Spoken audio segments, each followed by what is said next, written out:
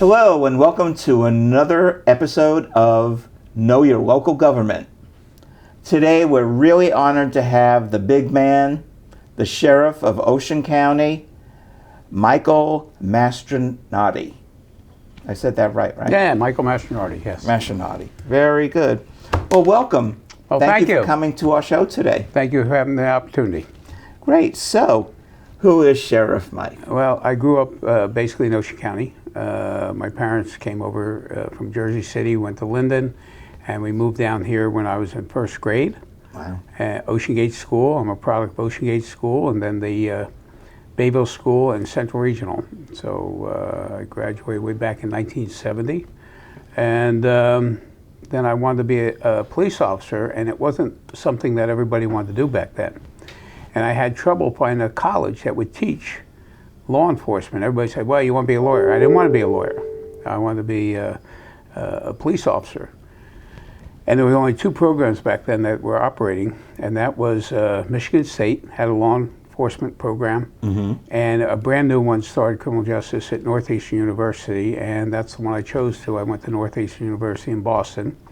And then upon graduation, actually just before I graduated, a month before I got called, I took one police test, and that was with Toms River Police Department. And they hired me back in 1974. Wow. And I stayed there for 40 years, and I was chief there for 22. Wow. So what originally made you want to go into law enforcement? What was that calling about? My parents had a coffee shop, and I went with my father to the Linden Police Department on Wood Avenue in Linden, New Jersey.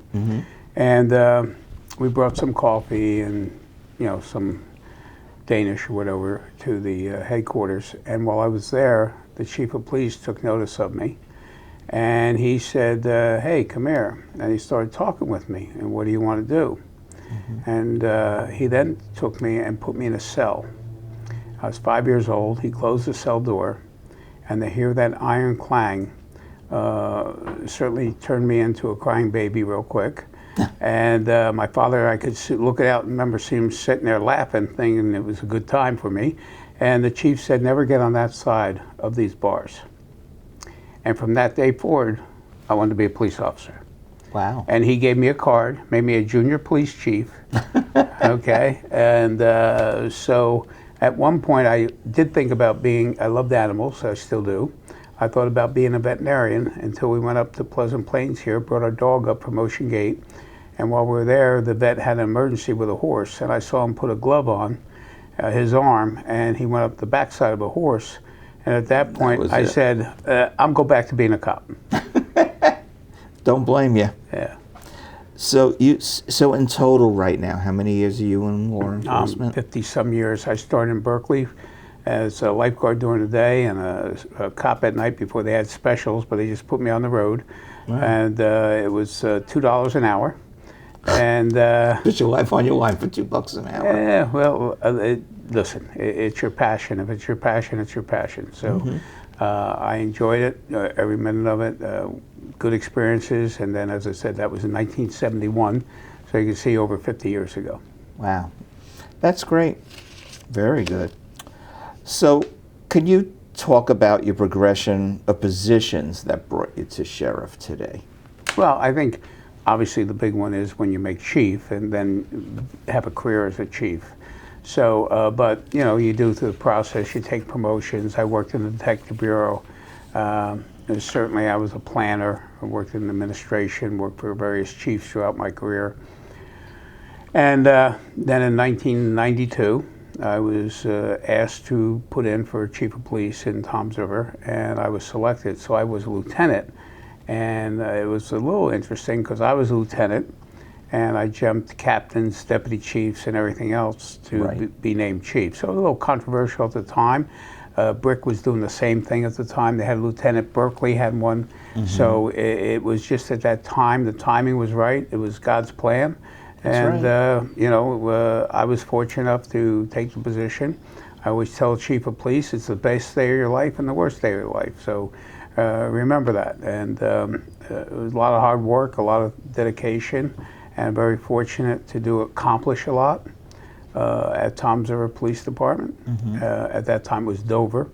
And Subsequently, I was asked to, the Sheriff Bohemus, who was before me, passed away, and I was asked to put my name in as a candidate for sheriff, and fortunately in Ocean County I got elected. I've been here 4 times, going to do it again for another 3. Good for and you. We're just here to help people. That's great. It really is. So you're considered the chief executive officer of your agency. Correct. So can you explain what the responsibilities are, you know, including like staffing, positions, all that? Well, yeah, you have to plan. You have to have a vision. First, if you don't have a vision, nobody else will have a vision. So you got to have your vision, and then when people don't have the same vision you have, you got to make sure they wear glasses. Okay, so you correct their vision. But the fact of the matter is that you know, all people have different ideas. I think the main thing is that you have to be committed. If you're committed to helping people and looking at different things, I always look at new opportunities. We've changed the sheriff's office totally around from where it was, but you don't do it alone. You know, you have people, you have staff, you have officers. You know, just today I came from the youth academy, and you know, it was just amazing to see 50 young people who we had a week of training with, who got exposed to all different things. And you know, you just want to change somebody's life, change their direction, make something positive happen, and it just makes me so proud that we have the talent in this organization here, and the commitment from this organization to give these people exposure to the criminal justice system and the public safety. And hopefully that will stick with them. Well, yeah, and you know, in fact, we know it does, because we have Christine Farrell, who runs our cadet program. What a fantastic job. She's just taken that program to another level. And I'm trying to think, she's actually going back to look at all the people's lives we impacted over the last 10 years since we started this program. And she's really made a difference. We have one guy, matter of fact, some kids are coming in, I believe, today to say goodbye. They're going off, one's going off, I believe, to the Marine Corps, and he wanted to say goodbye. Wow. So when you impact people's lives like that, there's nothing better. And either they'll stay in service there, or they'll come back and they'll be And we've had officer. officers here. I want to say we're up to about 7 officers that we had through our cadet program. And that's not including the ones that are in other agencies. And we have dispatchers. And last year at this time, on this anniversary, at the youth camp, I met a gentleman who volunteered to assist and do videography. And I said, oh yeah? I said, I'm looking for a videographer. He said, oh yeah. I said, you ever been in trouble? No. Okay, I'll have to do a background. I'm not promising anything, but we'll see. He's been with us for just a year. Today's his anniversary. And he came in the next day. We hired him. He went out to California and did the videography work for the cadet program for the whole country. Wow. So, and he's a product of Ocean County Vo-Tech School. That's where it really feels good, when you can nurture someone and get them and get their life on track. So we're very proud of what he does, and many other officers here. But Farrell runs a fantastic, Officer Jaron. He just did this youth academy, ran it, got things done, and they make memories. You know, the parents come up and thank you. The kids come up and say thank you so much for this program. Vocation is definitely the way to go in our days. Yeah. We suffer in all things, like we need plumbers, we need electricians, we need law enforcement. Yeah. We need people guiding the planes. I mean, Right. it's a different world today. It is a and different. That's what I we think- need. I think what we used to see is, you know, you had to go to college, and the college was it. And but if you check with the college, you'll see that their enrollment obviously is down. Right. And the demand for welders and stuff at the Vo-Tech school Exactly. is really increased. And really, what's going to change the world between you and I is the artificial intelligence. That is bringing it to a whole level. We had a gentleman sitting in your chair this week who talked about drones and how they have a program to have drones leave from Tom's River bus station and drive to New York for about $20 a shot.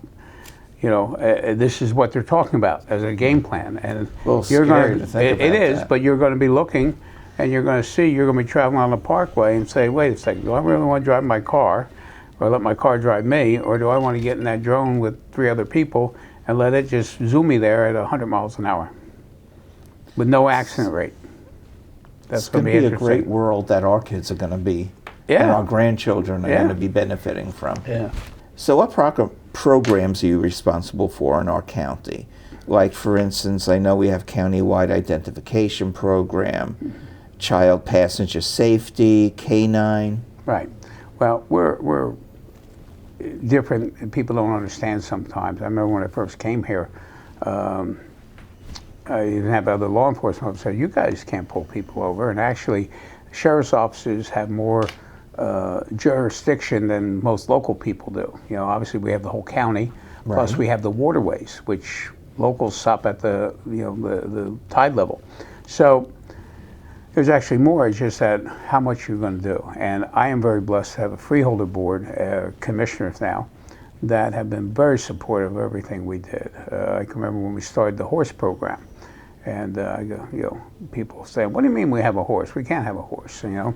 And how that started was Officer Stockoff, who subsequently has passed away. He was an officer here.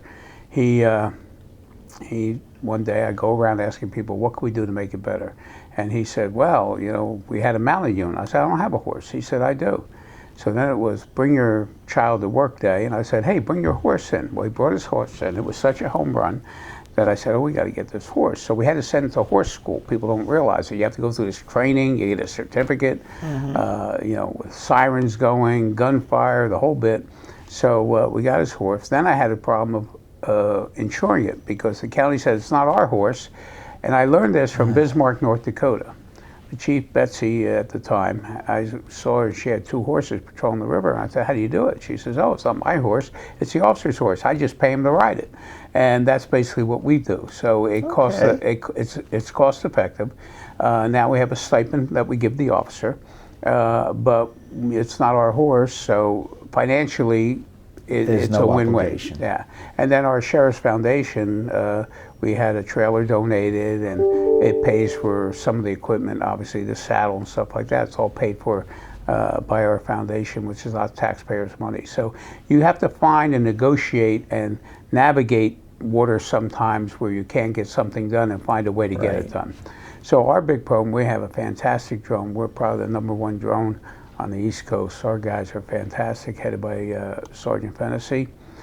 He served on the national board with me with the national sheriffs in getting the drone program and getting legislation passed. We had the drone incident last year that we had to deal with, where the drones were flying. And you know, we set the bar for that. And we have all sorts of drones that do all sorts of things. We have underwater drones. We have the FBI came and used our underwater drone because they were doing a case with child porn, and they were following a gentleman. The gentleman walked by the river. When he came back, his computer was not there anymore. So they figured he dumped it, and we went on with a tethered underwater drone, and within 15 minutes, we recovered it for them. Wow. And so, you know, we have stuff like that. We have other things that we do that very other places don't do. So it's a little bit different. And basically what our main goal is to assist local PDs. We have resources that they may not have.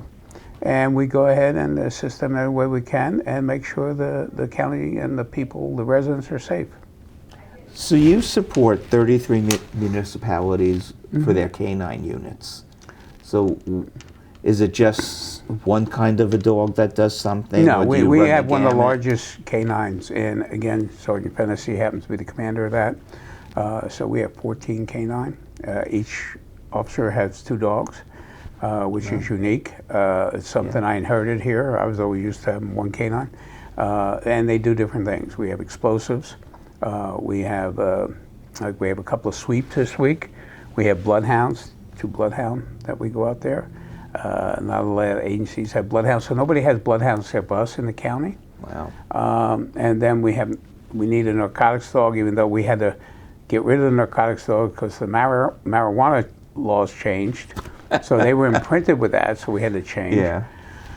But our K-9 program, we always basically keep a K-9 on, and we assist people all the time throughout the county, yeah. And we also do the CSI, so the Criminal Scientific Investigation. So we do that, and we support all 383. Now, the state police do cover Eagleswood Township and the Parkway, so of those areas we do not cover. Okay. Because I was in the Citizens Police Academy in Florida. Mm-hmm. And Where? In Wilton Manors. Oh, okay. That's right outside Miami. Right outside Fort Lauderdale, actually. Fort Lauderdale, yeah, but Yeah. it's an interesting community, right? Yeah. Heavy crime rate. Very heavy crime rate. I know, very familiar with it. And when I saw them, demonstrating what the dogs could do and the stuff dogs are like phenomenal. that, it was like, wow. Yeah. It was amazing. Well, we do a lot at our CSI I wouldn't be the program. one with the thing on my arm. Yeah, 'cause, we do. We do the CSI. We have 3 cameras now, so we have cameras that actually. It was the first case I think in New Jersey at a point where we had a boyfriend girlfriend domestic. They called us up, and if you looked, you couldn't see anything. But with the camera, with the different shades of light that we're able to get and ultraviolet, we could see the fingerprints right on her neck. Wow. So these are tools that you people watch CSI at home. We don't need to because we live it every day. You live it, wow.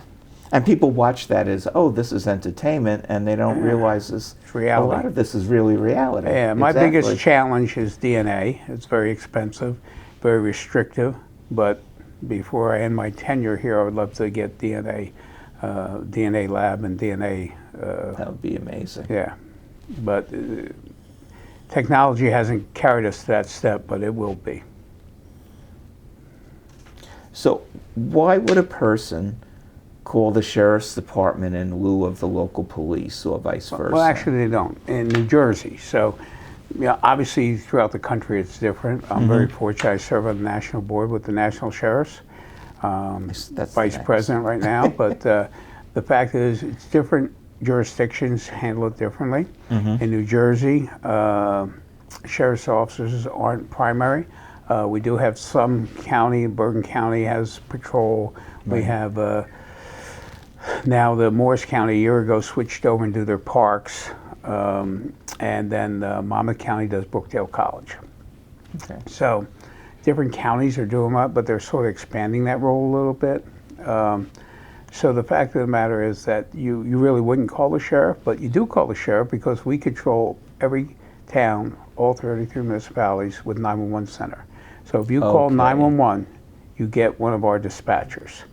So one of our dispatchers will be there, and they handle the job, and we defer it to whatever municipality has primary jurisdiction.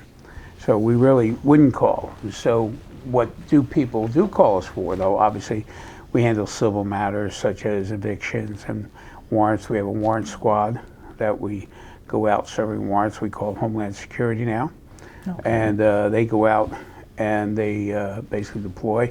We have OEM for emergency management. So we have all these different groups, but they're basically in New Jersey. They're here to support the local chiefs of police.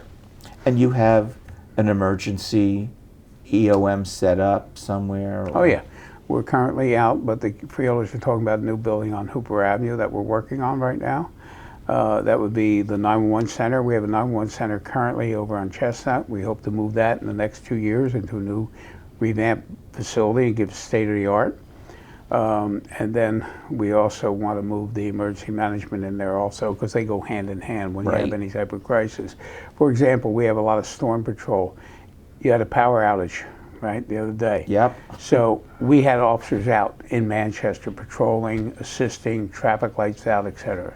So can you tell us about your position that you hold with the Sheriff's Association of New Jersey? Well, yes, my staff... kind of touched on that a little bit. My staff actually helped me get elected to a position with the national sheriffs. You start out, moving up the chain. Right now I'm third thing, but Kim, her husband, and Chief Johnson went out there, and so it was a difficult election. I think we won by 1 vote, right? Wow. Yeah. Because we ran unopposed. The president just had to. So I've had the fortune of being president of my kindergarten Catholic school class, the president of my my 7th grade class in high school, and certainly the president of New Jersey Chiefs, Ocean County Chiefs, and now in a couple of years I should be president of the 3,000 plus sheriffs around the country. Wow. And that really helps you with your job as well. Oh yeah, I'm on the phone with various sheriffs around there dealing with different issues. Obviously, I get involved to go to Washington a couple of times a year. Just recently, recently I've been to the White House twice this year already, and certainly would have the opportunity. It's always a good opportunity to go down, discuss some really important issues, and make a difference not only in Ocean County but around the country, and that's what we do.